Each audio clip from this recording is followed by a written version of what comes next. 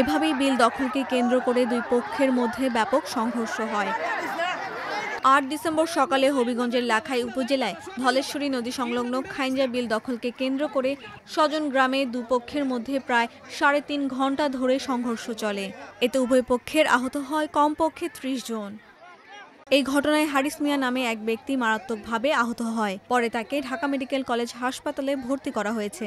এছাড়া ২৫ জনকে লাখাই উপজেলা স্বাস্থ্য কমপ্লেক্স ও ব্রাহ্মণবাড়িয়ার নাসিরনগর উপজেলার স্বাস্থ্য কমপ্লেক্সে ভর্তি করা হয়েছে।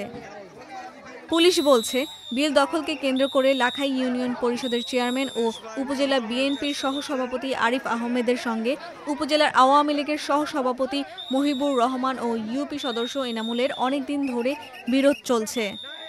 সোমবার সকাল ১০টার দিকে মহিবুর ও এনামুলের পক্ষে একই ইউপির সাবেক সদস্য লিয়াকত মিয়ার নেতৃত্বে একদল লোক এই বিলে আসে।